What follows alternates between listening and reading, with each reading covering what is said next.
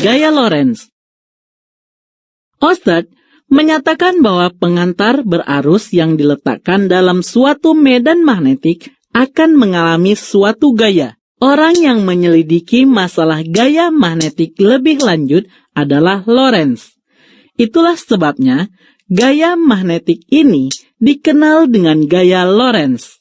Nah, pernahkah kamu berpikir mengapa kipas angin yang diberi arus listrik dapat berputar? Kipas angin merupakan alat pengubah listrik menjadi energi gerak yang memanfaatkan gaya Lorentz. Untuk mengamati gaya Lorentz, kamu dapat melakukan percobaan berikut. Sediakan magnet ladam, baterai 4 buah, 2 potong kawat tembaga dengan panjang 20 cm dan 40 cm, saklar, dan penjepit buaya. Lalu, rangkailah alat-alat dengan beda potensial 3 volt atau 2 buah baterai. Seperti ini. Kawat tembaga yang panjangnya 20 cm diletakkan di antara kutub utara dan kutub selatan magnet ladam dalam keadaan kendor dan saklar masih dalam keadaan terbuka. Sekarang, tutuplah saklar dan amati kawat tembaga. Ternyata kawat melengkung. Perhatikan kemana arahnya ya. Untuk mendapatkan hasil yang maksimal, ulangi percobaan dengan yang pertama, membalikan arah arus listriknya. Yang kedua, beda potensial yang diberi 6 volt atau 4 buah baterai.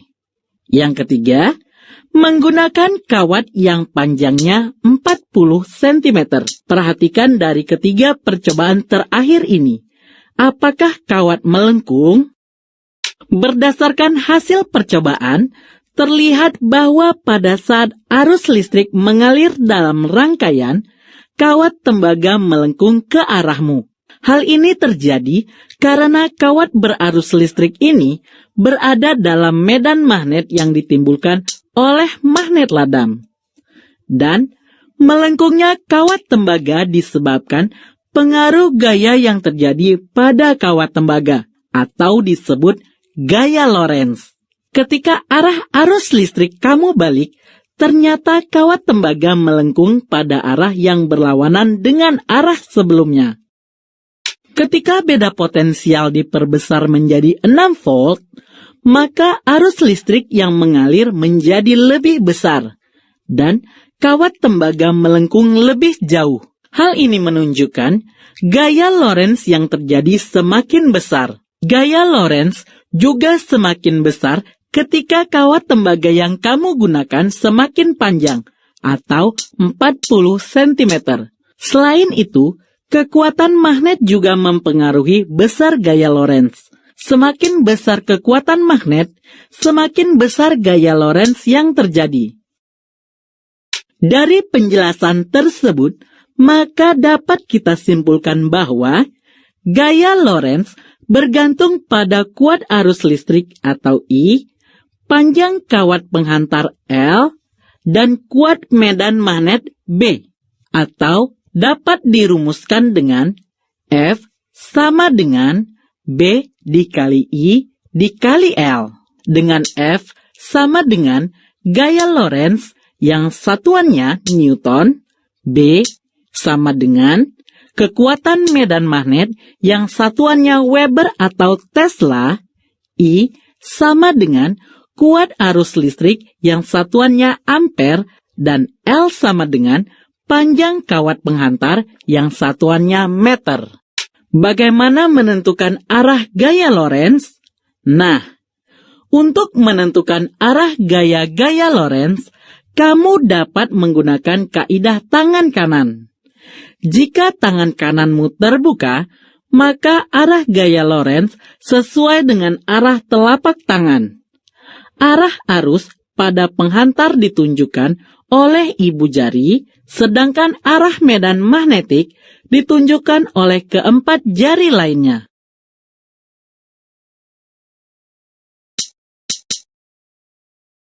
Contoh pertama, tentukanlah arah gaya Lorentz pada gambar berikut.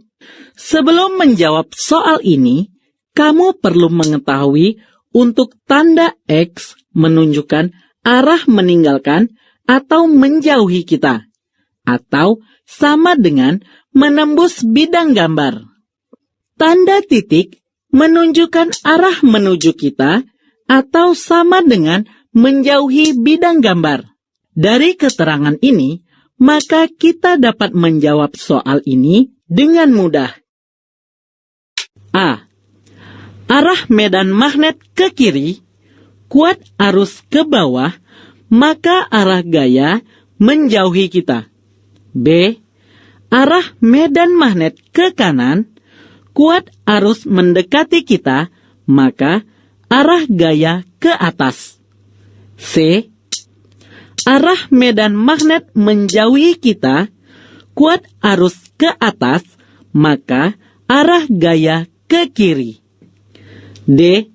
Arah medan magnet ke bawah, kuat arus mendekati kita, maka arah gaya ke kanan. Contoh kedua, perhatikan gambar ini. Tampak sebuah tembaga yang digantung mendatar dari sebuah neraca pegas. Kedua ujung batang tembaga dihubungkan ke sebuah batu baterai melalui sebuah rheostat atau resistor variabel.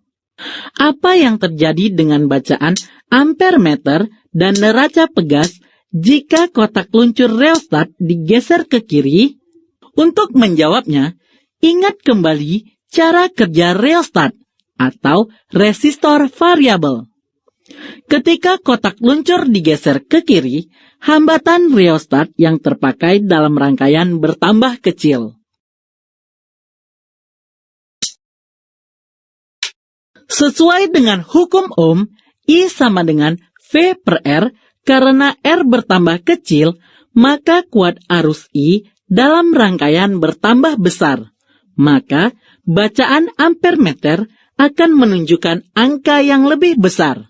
Sekarang, perhatikan arah batang tembaga PQ berarus I adalah mendatar ke kanan, berada dalam daerah medan magnetik B yang dihasilkan pasangan kutub utara-selatan. Ingat kembali arah garis gaya magnet. Sebuah magnet selalu dari kutub utara ke kutub selatan, atau dalam hal ini masuk ke bidang kertas.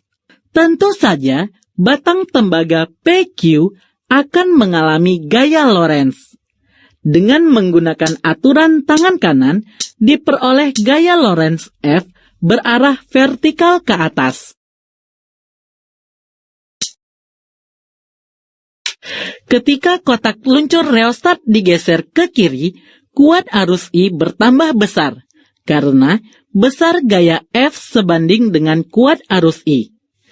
Kuat arus I bertambah besar menyebabkan gaya ke atas F yang lebih besar, sehingga menyebabkan bacaan neraca pegas akan menunjukkan angka yang lebih kecil.